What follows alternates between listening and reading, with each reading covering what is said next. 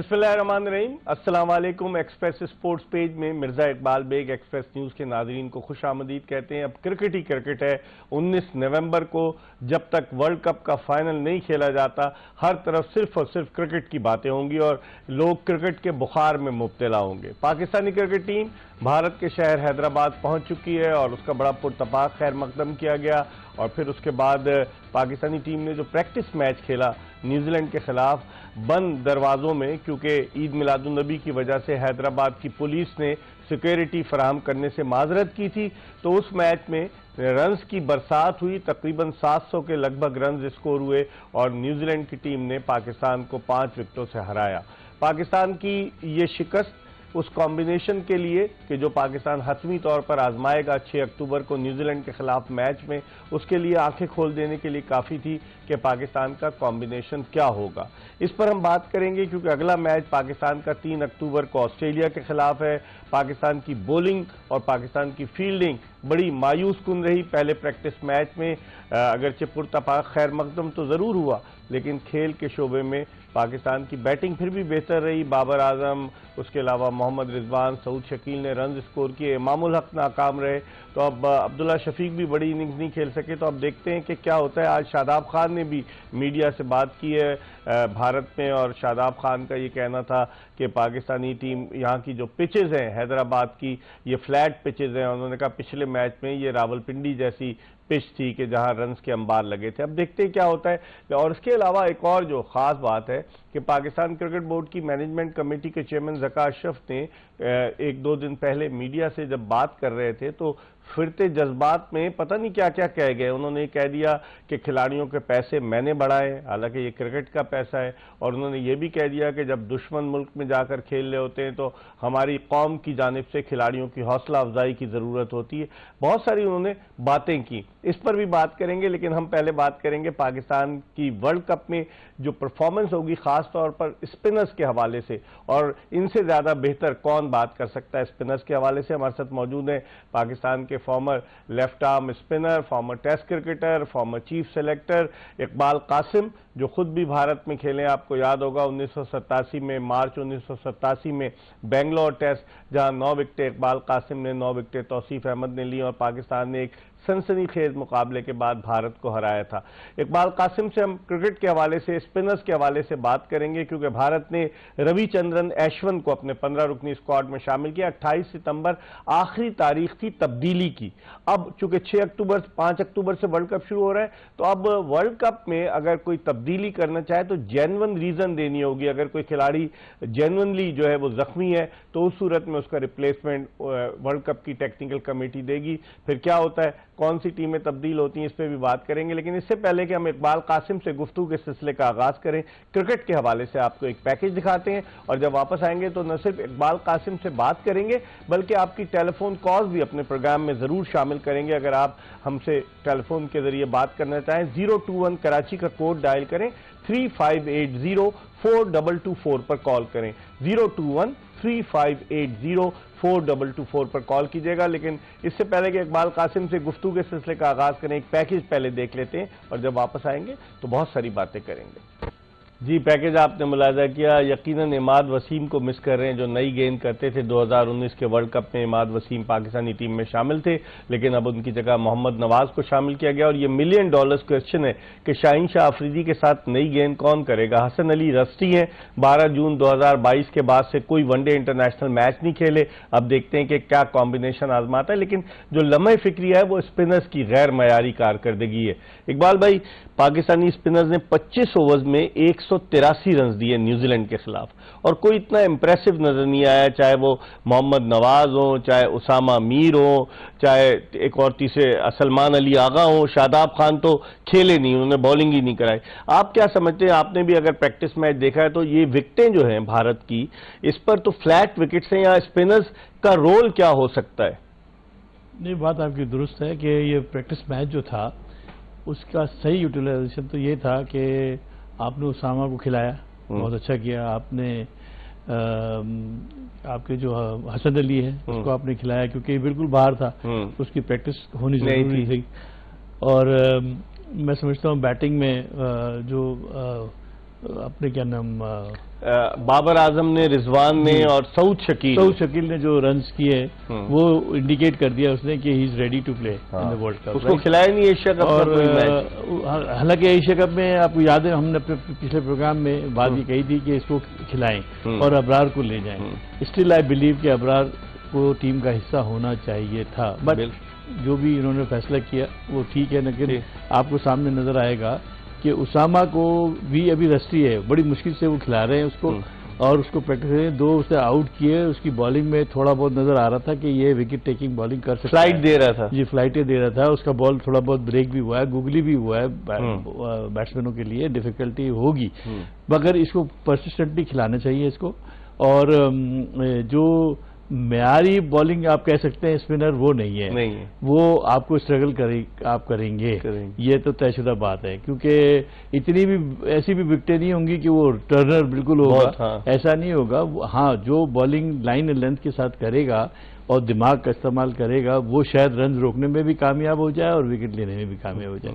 मगर अगर आप ये कहें कि ग्रांटेड आपने कि जी मैं शादाब हूं या मैं उसामा हूं या मैं नवाज हूं तो मैं जाके आउट कर दूंगा, ऐसा नहीं होगा। आपको बहुत सोच के गेंद करना है, क्योंकि आपका टीम का हदफ भी देखना है। आपको अपनी टीम की वीकनेस के बारे में भी पता होना चाहिए कि आपकी बैटिंग इतनी अच्छी नहीं है, इतना लंबा स्कोर अगर आपने दे दिया तो फिर उसको करना भी मुश्किल होगा, और अगर किया है तो उसको डिफेंड करना मुश्किल होगा।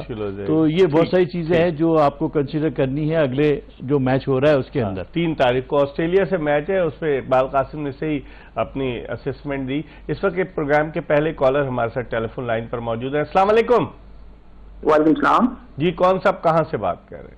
सर, लाहौर से काशिफ बोल रहा हूँ। जी काशिफ साहब, क्या कहना चाहेंगे? सर, ये कहना है कि इतना बड़ा टारगेट हमने जो था रन कर दिए थे, उसके बाद वो हमारी बॉलिंग को डिफेंड नहीं कर सकी। इनको सवाल कोई करें काशिफ साहब, सवाल ये तो सबको पता है कि 346 को नहीं डिफेंड कर सके, कोई सवाल यही है कि सर ये सभी जो लड़के हैं हमारे स्क्वाड के, वो तकरीबन ज्यादा 20-20 मैचेस खेलते हैं। ऐसे लिए नहीं, मैंने मियारा से भी यही सवाल किया था सर से कि सर ये चक्कर है, तो उधर से वो लेते नहीं है, 20 से पकड़ लेते हैं सर लड़के। ठीक है, मैं इकबाल कासिम से जवाब लेता हूँ। इकबाल भाई, एक रीजन ये भी तो है ना कि हम बहुत ज्यादा T20 क्रिकेट खेलते हैं, 4 ओवर्स बॉलिंग करना होती है, गेंदें बचानी होती हैं, लेकिन वनडे क्रिकेट मुख्तलिफ है T20 क्रिकेट से। 50 ओवर्स का खेल है, 10 ओवर्स बॉलिंग करनी है, 40 ओवर्स फील्डिंग करनी है। आप समझते हैं कि अगर हम T20 के प्लेयर्स को वनडे क्रिकेट में डालेंगे तो उससे फायदे के बजाय नुकसान ही होगा? ऑब्वियसली बात है एक बात कि अगर आप ज्यादातर लीग मैचेस भी T20 के हो रहे हैं, सही, और T10 भी शुरू हो गई, T10 भी शुरू हो गई है, यही लड़के अगर T20 में खेल रहे हैं तो फिर वो कन्वर्ट होते हैं, तो बहुत कम ऐसे प्लेयर होते हैं जो दूसरे फॉर्मेट में एडजस्ट करते हैं। हमारी मुश्किल ये है कि हम ये जानते बूझते हुए भी कि यार ये हमारे वनडे मैचेस या बड़े टूर्नामेंट नहीं काम आएंगे, हम उन्हीं को खिला रहे हैं। हमने अपने बैग के अंदर कोई ऐसे लोग तैयार नहीं किए जो लंबी बॉलिंग के लिए या लंबे मैचेस के लिए या 10 ओवर से अब 4 ओवर से ज्यादा की जो बॉलिंग है वो आपको बड़ी मुश्किल नजर आएगी आपको। लेकिन इसकी वजह ये तो नहीं इकबाल भाई कि हमारे ये जो प्लेयर हैं तो डोमेस्टिक क्रिकेट खेलते ही नहीं है, जहां पर लॉन्गर वर्जन कायदम ट्रॉफी में कौन नजर आया आपको खेलता हो? देखिए ना, जब आप ये परमिशन देंगे लीग खेलने की, यानी round the clock league cricket हो रही है हर जगह, तो आप अगर पाबंद करेंगे उनको कि भाई ठीक है, आई अंडरस्टैंड कि ये रोजगार है और इनको पैसे अच्छे मिल रहे हैं, तो लेकिन इंडिया भी तो है ना, आप उनको कंपनसेट कर रहे हैं, तो फिर उनको कहेंगे फिर यहाँ डोमेस्टिक क्रिकेट में भी मैच खेलें। जैसे अभी मैंने सुना कि उन्होंने पैसे बढ़ाए, तो कंडीशन ये होनी चाहिए कि 45 लाख रुपए दे रहे हैं 3 प्लेयर्स को, बाबर आजम, मोहम्मद रिजवान और शाहीन शाह अफरीदी को। अच्छा। और उसके बाद जो दूसरे कैटेगरी में 30 या 35 लाख रुपए, और फिर उस सरफराज अहमद को डी कैटेगरी में रखा है। इकबाल भाई, कमाल की बात है ये। मैंने ख्याल रख लिया, ही बड़ी बात है। और अबरार को किसी कैटेगरी में नहीं रखा, वो पाकिस्तानी टीम के साथ घूम रहे हैं। 25 खिलाड़ियों का कॉन्ट्रैक्ट अनाउंस किया। ये सरासर गलत काम है, ये एसेट्स है, ये मैं आपको अभी बता रहा हूँ। यंगस्टर अबरार के पास एक छोटी सी एक टेक्निक है, नई चीज है जो वो ट्विस्ट करता है, वो अभी तक किसी प्लेयर को दूसरों को समझ में नहीं आ रही है। 15 विकेटें ले चुका है यार वो 6 टेस्ट मैचों में 38 विकेटें। बताइए अब आप 6 टेस्ट मैच, पिछले सीरीज में 15, एक सीरीज में 15 विकेट ले चुका है, तो अब आपको इससे ज्यादा तो परफॉर्मेंस करके नहीं देगा ना कोई आदमी। आप उसको कॉन्ट्रैक्ट में भी नहीं ले रहे हैं, आप उसको हर जगह उसको, अब अगर जब आप सब जान लेंगे पीएसएल में खेल खेल के और लीगों में, फिर आप उसको खिलाएंगे तो वो फिर बेकार हो जाएगा। ये बहुत अच्छा चांस था, इसको आप चांस तो देते, एक नई चीज है, एक नया है, और ये फुल ऑफ कॉन्फिडेंस है। वाइट प्लेयर है, जो यंगस्टर है, वो ऐसा लगता है जैसे मैच्योर है, और वो बॉलिंग भी अच्छी कर रहा है, तो अच्छा प्लेयर है, उसको आप क्या कर रहे हैं। सही, जिस तरह इकबाल कासिम जिक्र कर रहे थे कि प्लेयर्स के कॉन्ट्रैक्ट में उनकी रकम बढ़ाई गई है, और उसमें प्लेयर्स ने जाने से पहले आखिरी दिन जो है सेंट्रल कॉन्ट्रैक्ट पर जो है वो दस्तखत किए। उससे पहले पीसीबी की मैनेजमेंट कमेटी के चेयरमैन ज़का अशरफ ने श्रीलंका में जब मुलाकात की थी तो ये खबर आई थी कि मामला तय पा गए, लेकिन अभी तक ये वजाहत नहीं की है पाकिस्तान क्रिकेट बोर्ड ने कि खिलाड़ी जिनको कैटेगरीज दी गई हैं, क्या वो साल में पीएसएल के अलावा एक ही लीग खेलेंगे या ज्यादा लीग खेलेंगे। लेकिन सोने पे सुहागा, पीसीबी के मैनेजमेंट कमेटी के चेयरमैन ज़का अशरफ ने मीडिया से बात करते हुए बड़ी दिलचस्प बातें की। आइए आपको दिखाते हैं। पाकिस्तान की हिस्ट्री में इतने पैसे कभी नहीं मिले जितने मैंने उनको दिए, इतने पैसे कभी नहीं मिले जितने मैंने उनको दिए। जब ये किसी दुश्मन मुल्क में या किसी जगह भी खेलने जाएं जहां कंपटीशन हो रहा है, they should go with full support of the nation. जी, आपने सुना कि एक तरफ हैदराबाद में पाकिस्तानी टीम का पुरतपाक खैर मकदम हो रहा है, और दूसरी तरफ मैनेजमेंट कमेटी के चेयरमैन कह रहे हैं जब किसी दुश्मन मुल्क में, नाम तो नहीं लिया उन्होंने भारत का, जिसपे बड़ी कंट्रोवर्सी हुई, भारतीय मीडिया ने बड़ी बैशिंग की। इस वक्त हमारी टीम हैदराबाद में, हमें उसे सपोर्ट करना चाहिए, बजाय इसके कि हम कोई कॉन्ट्रोवर्शियल टाइप के जो बयानात दें, उससे टीम को नुकसान पहुंचेगा। अब जब टीम अहमदाबाद पहुंचेगी तो ज़का अशरफ के इस बयान का क्या रद्द-ए-अमल होगा, इस पर भी बात करेंगे। लेकिन इस वक्त हम एक ब्रेक की तरफ बढ़ रहे हैं, और ब्रेक के बाद जब वापस आएंगे मजीद बात करेंगे। Stay tuned to Express news.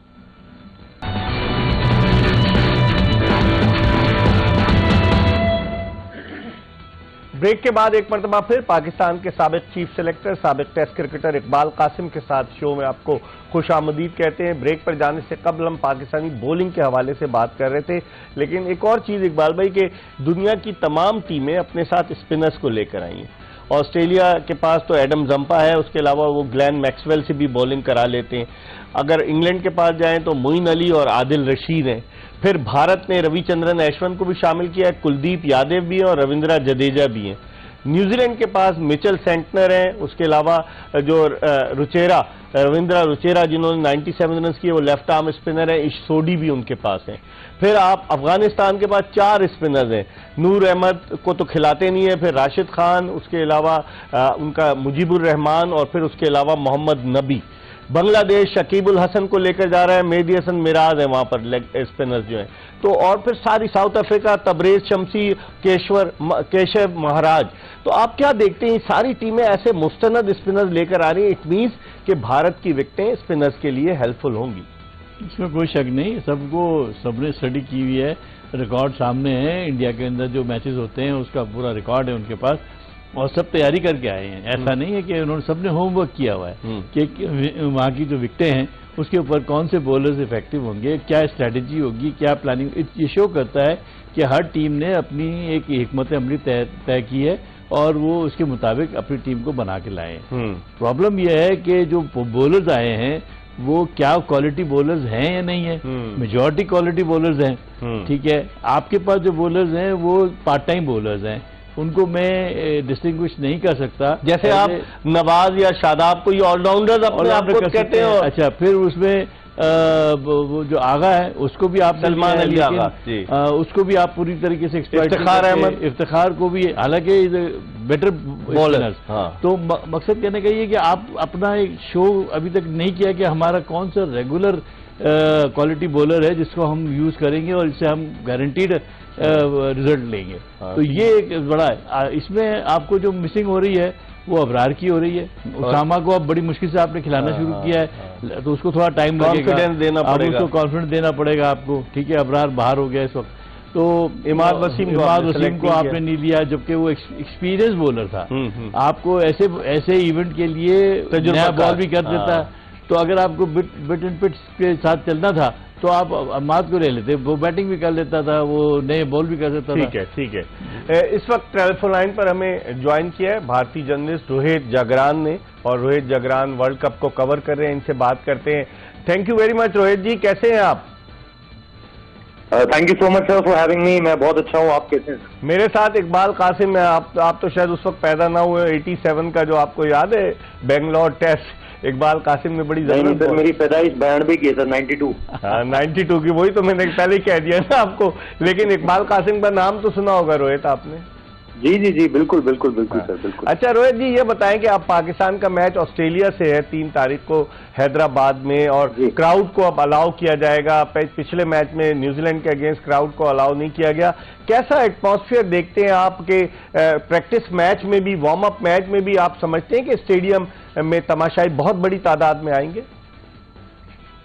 बिल्कुल सर, विदाउट अ डाउट। मतलब यहाँ पर एक तो सबसे बड़ी बात यह है कि हिंदुस्तान में फैंस क्रिकेट देखना चाहते हैं, सबसे बड़ी बात तो यह है। और दूसरी बात यह है कि जैसा मैंने उस दिन भी जब हम साथ में चर्चा कर रहे थे, तो हमने ये देखा था कि कैसे जो है एयरपोर्ट पर भी पाकिस्तान की टीम को रिसीव करने के लिए, मतलब अनऑफिशियली रिसीव करने के लिए, क्योंकि रिसीव करने के लिए तो वहां पे सारा सिस्टम था, लेकिन उसके बाद अगर आप देखोगे जो फैंस वहां पर थे, जो अब तक पाकिस्तान की मीडिया की तरफ से, अभी थोड़ी देर पहले शताब खान की प्रेस कॉन्फ्रेंस हुई, उन्होंने कहा जिस तरह का रिसेप्शन मिल रहा है अनप्रेसिडेंटेड है। मतलब हमने कभी सोचा नहीं था कि सिक्योरिटी के हवाले से हो, रहन सहन के हवाले से हो, खाने को लेकर उन्होंने कहा है कि भाई हमें तो छोड़ दीजिए, जो गोरे हमारे साथ आ रखे हैं उनको बड़ा स्वादिष्ट लग रहा है। तो जिस तरह की हैदराबादी बिरयानी का उन्होंने जिक्र किया, तो ये सारी की सारी चीजें जो हो रही हैं वो एक तो रिसेप्शन की बात बता रही है, और दूसरी चीज जो फैंस को लेकर है, आप यकीन नहीं करेंगे कि जब पाकिस्तान की जो टीम की बस है वो जब निकलती है गेट से, तो वहां पर आप देखेंगे कि फैंस ही फैंस खड़े हुए हैं, और लोग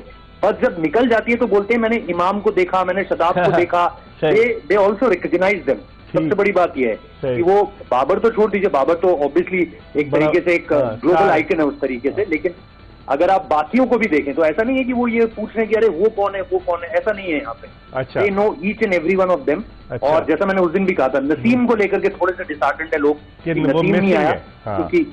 अच्छा रोहित, आप जिक्र कर रहे थे खानों का, तो पाकिस्तानी टीम जिस होटल में ठहरी है 11 अक्टूबर को यहाँ से जाएगी, तकरीबन 10-12 दिन, तो वहां पर तो मैंने देखा मेन्यू बड़ा जबरदस्त है। मटन चॉप्स हैं, उसके अलावा हैदराबादी बिरयानी है, उसके अलावा ग्रिल्ड फिश है, फिर जो वेजिटेबल पुलाव है, बहुत सारी डिशेज रखी हुई हैं वहाँ पाकिस्तान के लिए कि पाकिस्तानी उन डिशेज को एंजॉय करें। और जिस तरह आपने कहा कि गोरे जो पाकिस्तान के साथ हैं वो भी एंजॉय कर रहे हैं स्टाफ के। एग्जैक्टली सर, मतलब अगर आप देखें तो हिंदुस्तान में अगर आप कुछ जगह चुनना चाहें, और आप तो खुद इतनी बार दौरा कर चुके हैं, तो हिंदुस्तान में अगर आप कुछ जगहें चुनने चाहें जो अपने खाने के लिए बड़ी मशहूर है, तो उसमें लखनऊ का बड़ा जिक्र होता है, उसमें पुरानी दिल्ली का बड़ा जिक्र होता है, और उसमें हैदराबाद का भी बड़ा जिक्र होता है। हाँ, लखनऊ में तो टुंडे के कबाब आपने खाए हैं? मैंने खाए हैं। बिल्कुल बिल्कुल बिल्कुल, बड़े मशहूर है लखनऊ में टुंडे के कबाब हो गए। और दिल्ली में निजामुद्दीन औलिया के अलावा जो शाही मस्जिद के नीचे करीम का रेस्टोरेंट है, पूरी दिल्ली में शाही मस्जिद के आसपास बटोरे पता नहीं क्या क्या मिलता है। मैंने वो करीम का भी खा रहता है सर।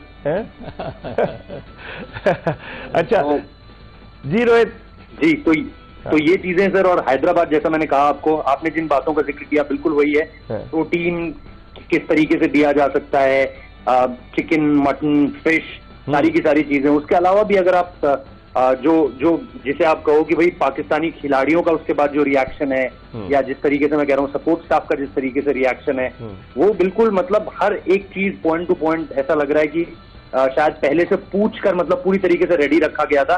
ऐसा कुछ नहीं है कि पाकिस्तानी टीम ने बड़ा फर्स्ट नहीं किया इस चीज को लेकर के कि ये नहीं चाहिए, ये चाहिए। मतलब जैसे होता है ना कि भाई ये बहुत स्पेसिफिक है हम अपनी डिमांड को लेकर के, ऐसा कुछ नहीं था। जो भी अब तक दिया गया है एज एन एथलीट जो देना चाहिए वो मिल रहा है, सबसे सब कुछ बहुत बढ़िया रहा है। अच्छा, कल पाकिस्तानी टीम निजाम के उधर भी गई थी, सुना है कि एक तो होटल में कल डिनर था, उसके बाद कहीं गई थी पाकिस्तानी टीम कल? जी जी जी जी जी, कल शाम को जो है थोड़ा सा आउटिंग थी, और पहली बार हुआ है जब से पाकिस्तान की टीम यहाँ पर आई है कि वो निकले थोड़ा सा बाहर। और आपको पता है सिक्योरिटी को लेकर के मतलब काफी मसले हैं उस तरीके से कि भाई आप कहाँ जाओगे, कितना जा सकते हो, कितना नहीं।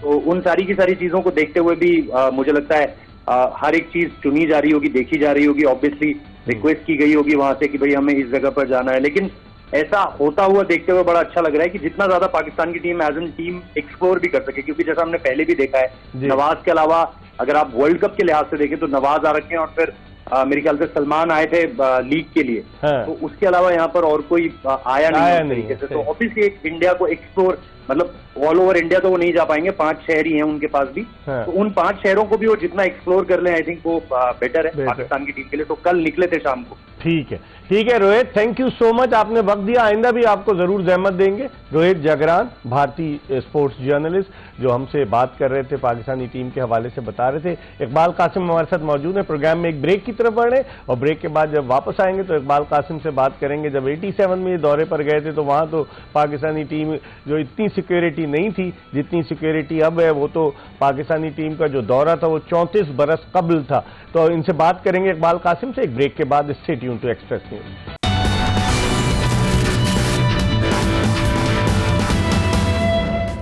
ब्रेक के बाद एक मरतबा फिर एक्सप्रेस स्पोर्ट्स पेज में खुशामदीद। हम बात कर रहे हैं क्रिकेट के हवाले से और वीडियो लिंक पर हमारे साथ लाहौर से मौजूद हैं पाकिस्तान के former test fast bowler Abdul Rauf, जो क्वालिफाइड तरीके से, जिस तरह से उन्होंने एमफिल भी किया हुआ है और स्पोर्ट्स मेडिसिन, स्पोर्ट्स में वो जो है ना डिग्री भी ले रहे हैं, मेडिसिन तो नहीं, स्पोर्ट्स में जो है वो पीएचडी की डिग्री के हुसूल के लिए कोशिश है। और जो उन्होंने टेक्निकलिटीज़ बताई, जो उन्होंने पॉइंट आउट किया, यकीनन ये पाकिस्तान क्रिकेट के अरबाब इख्तियार के लिए एक लम्हे फ़िक्रिया है। वरना जो भी जाता है पीसीबी के दफ्तर में, पीसीबी की मैनेजमेंट कमेटी के चेयरमैन उससे कहते हैं हम आपके लिए क्या कर सकते हैं। तो क्या ये एम्प्लॉयमेंट एक्सचेंज है या फिर शहनशाह बाबर की हुकूमत वापस आ गई है, समझ में नहीं आता। इस पर अब्दुल रऊफ से और बात करते हैं और हमें टेलीफोन लाइन पर ज्वाइन किया है सीनियर, अब तो सीनियर हो गए हैं, senior sports anchor, sports journalist Hafiz Mohammad Imran ने। इनसे भी बात करेंगे। पहले अब्दुल रऊफ से एक सवाल करते हैं। अब्दुल रऊफ, ये बताइए, जो आपने नेशनल क्रिकेट एकेडमी की बात की,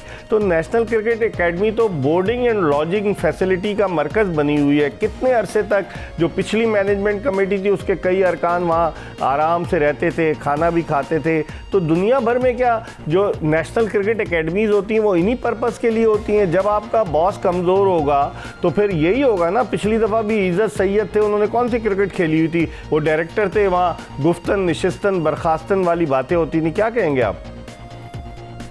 देखिए इकबाल भाई, जब तक झूठ बिकता रहेगा सब कुछ चलता रहेगा। और मेरा ख्याल है कि पाकिस्तान का सबसे बड़ा प्रॉब्लम ही झूठ है। आप रमीज राजा जैसे देखे पढ़े लिखे लोग यहाँ पर आए थे कि मैं बड़ा क्रिकेट को ठीक करने के लिए आया हूँ। उससे पहले नजम सेठी, एजाज भट्ट थे या इसाद मानी थे, वसीम खान, ये पीछे सेठी थे या भी काश रहता। देखे कि कितने पढ़े लिखे लोग लेके आए हैं। मुझे एक बंदे का नाम बता दे जो कोचिंग फील्ड में या पढ़ा लिखा लेकर बंदा आए हैं। तो जब तक आप झूठ बोलते रहेंगे, आवाम को बेवकूफ़ बनाते रहेंगे, चीज़ों को अंडर कारपेट डालते रहेंगे, तो आपकी डेवलपमेंट कैसे होगी? आप अरबों रुपया नेशनल क्रिकेट एकेडमी पर और जो डेवलपमेंट प्रोग्राम लगाते हैं, मगर वो आप पैसे किसको दे रहे हैं? जाहिलों को, जिनकी एजुकेशन मैट्रिक भी नहीं है। तो जो बाकी आपने कंट्रीज की बात की है, जैसे इंग्लैंड, ऑस्ट्रेलिया, न्यूजीलैंड, उनके जो कॉन्ट्रैक्ट है उनकी अकेडमीज की, उनकी न्यू साउथ वेल्स यूनिवर्सिटी है उसके साथ है, इंग्लैंड की वॉस्टर की एक बड़ी यूनिवर्सिटी है उसके साथ उनकी अकेडमीज का कॉन्ट्रैक्ट है। वो जो हाईली स्पोर्ट्स साइंसेज में जिन्होंने पीएचडी की हुआ था, एमफिल किया होता है, स्पेशलाइजेशन की होती है मुख्तलिफ फील्ड में, उनके साथ मिलकर काम करते हैं। यही वजह कि एक कोऑर्डिनेशन डेवलप होता है पढ़े लिखे लोगों का, जो कोचिंग में भी होते हैं, जो यूनिवर्सिटीज में भी होते हैं, जिन्होंने पूरा वर्कआउट किया होता है। फिर वो एक वर्कआउट प्लान बनाते हैं अपने प्लेयर्स का और उसके बाद जो मिनिमाइज करते हैं, इंजरी रिस्क भी मिनिमाइज करते हैं, फिर उनकी प्रोडक्शन भी बेहतर करते हैं और उनके जो फॉल्ट हैं वो दूर करके उनके मेन स्ट्रीम में लाते हैं। तो हमारे बदकिस्मती ये है कि हमारे सिर्फ झूठ बिकता है। झूठ बिकता है। हाफिज इमरान साहब क्या कहेंगे, सच बिकता है या झूठ बिकता है, या लोगों की आंखों में धूल झोंकी जाती है, या ये कहा जाता है मैं आपके लिए क्या कर सकता हूँ? आप भी गए, कुछ आपके लिए भी किया गया कि नहीं किया गया?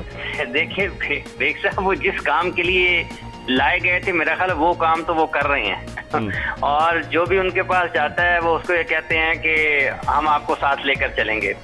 बुनियादी तौर पर पाकिस्तान के क्रिकेट का जो इंतजामी मसला है ये हल होने को नहीं है। इसमें आज माजी से ज्यादा लोगों की दिलचस्पियां हैं। आज इस क्रिकेट बोर्ड में माजी से ज्यादा कशिश है। उसकी वजह लीग क्रिकेट है और लीग क्रिकेट में जितने ज्यादा आप देखें कि मुख्तलिफ लोग इसमें शामिल हुए हैं और इसकी माली हैसियत में इजाफा हुआ है, उसके बाद लोगों की दिलचस्पी बढ़ गई है। लेकिन एक चीज है, कता कलामी होती है, लीग की तारीख तो डिसाइड कर ली इन्होंने नवी पीएसएल की, लेकिन अब ये तो सुना था कि ये कह रहे थे कि भाई गर्मी बहुत होती है, इलेक्शन होंगे तो चलो दुबई कराते हैं, क्योंकि पहले दुबई में होती थी तो फैमिली भी चली जाएगी, बच्चे भी जरा घूम फिर लेंगे, शॉपिंग भी हो जाएगी एहलिया की। तो क्या दुबई जा रही है पीएसएल?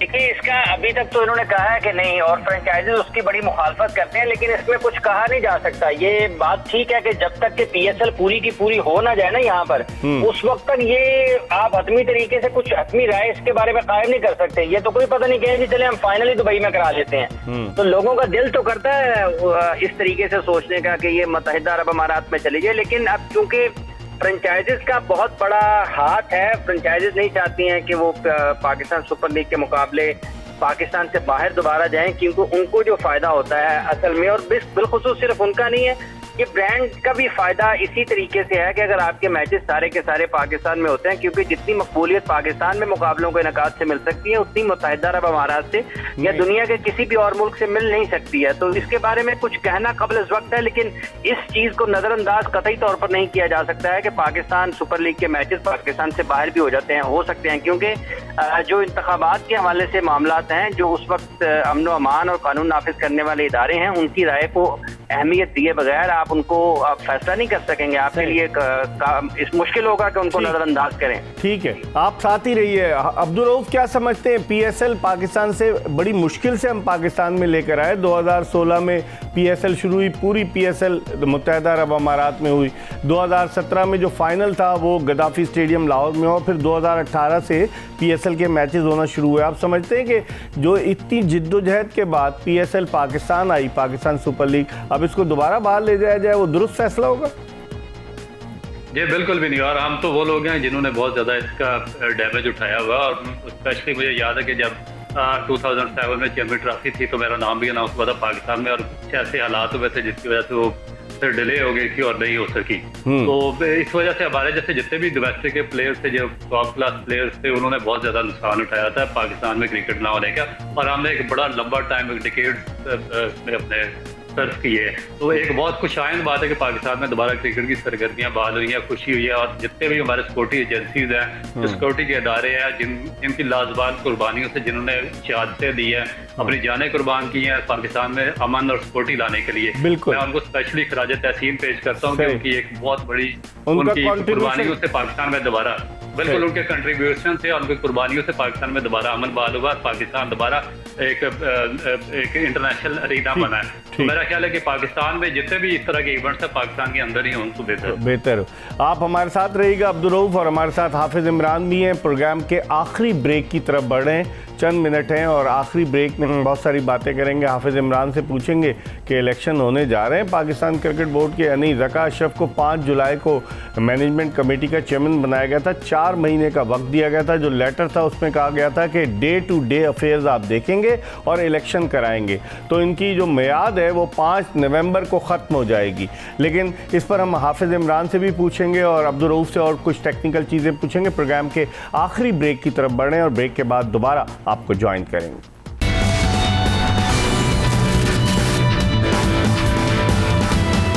ब्रेक के बाद एक मरतबा फिर खुशामदीद। हम बात कर रहे हैं क्रिकेट के हवाले से, और हमारे साथ वीडियो लिंक पर लाहौर से मौजूद हैं पाकिस्तान के former test fast bowler Abdul Rauf, जो स्पोर्ट्स साइंसेज में पीएचडी की डिग्री के लिए जा रहे हैं, एमफिल किया हुआ है, एमएससी किया हुआ है, क्रिकेट को समझते हैं, लेकिन चूँकि वो सलाम करने की अहलियत नहीं रखते पीसीबी के ऑफिशल्स को, तो वही कोचेज़ आ रहे हैं जो दोस्ती यारी की बुनियाद पर हैं। और उनके साथ मौजूद हैं पाकिस्तान के sports anchor, sports journalist Hafiz Mohammad Imran. इनके तबसरे भी आप सुनते होंगे मुख्तलिफ चैनल्स पर, इनके आर्टिकल्स भी पढ़ते होंगे।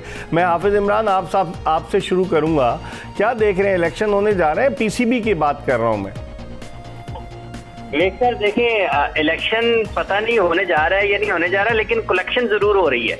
अच्छा। और सिलेक्शन भी हो रही है। ये देखिए, सबसे बुनियादी चीज यही थी कि ज़का अशरफ साहब जब आए थे तो इनको सबसे पहले इलेक्शन करवाना चाहिए था। उसकी वजह ये है कि आपने इस साल बहुत बड़े बड़े अहम फैसले करने हैं, मुख्तलिफ माली जो मामलात हैं पीएसएल के, जो डील्स हैं उनकी, जो भी मुआहदे होने हैं, उनको देखते हुए, और फिर जब आपने वर्ल्ड कप में टीम भेजनी है उसको देखते हुए, तो सबसे पहली तरजीह ये होना चाहिए थी कि चेयरमैन का इलेक्शन होता और एक बाइख्तियार और आज़ाद और खुद मुख्तार, और उसके साथ साथ जो मुंतखब चेयरमैन है वो होता। गो के ये एक नाम का मुंतखब होता है, जो इस किस्म का आइन है पाकिस्तान क्रिकेट का बोर्ड का, लेकिन फिर भी एक मुंतखब चेयरमैन का होना जरूरी था। इन्होंने सब चीजों को नजरअंदाज, सिवाय उस चीज के जिसके लिए आए थे कि इलेक्शन की तरफ जाएं या रोजमर्रा के मामलात को चलाएं, उसको छोड़ के इन्होंने तमाम काम शुरू कर दिए हैं। अब पाकिस्तान क्रिकेट बोर्ड एक तरीके से एड हॉक पे चल रहा है। कि मैनेजमेंट कमेटी है, 2 महीने का वक्त है, 4 महीने का वक्त है, तो इनको भी जो 4 महीने का वक्त मिला था, तो मेरा ख्याल है ये अब इन्होंने इंतजार कर रहे हैं कि टीम कैसा खेलती है, उसके बाद इनके साथ क्या होता है। लेकिन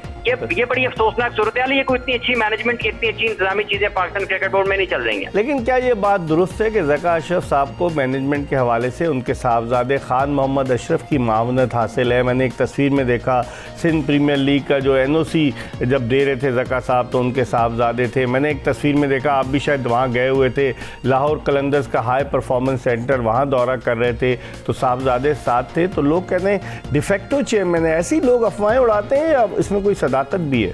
देखिए, ये कुछ लोग इसमें कुछ बढ़ा भी देते हैं ज़ेबे दास्तान के लिए, ये भी हो सकता है। लेकिन जो कुछ लोग मुलाकातें करके आए हैं उनका ये मानना है कि जिन साहब का आपने नाम लिया है उनके साहबजादे भी बहुत सारे अहम मामलात में उनके साथ होते हैं और उनकी मुशावरत को अहमियत दी जाती है।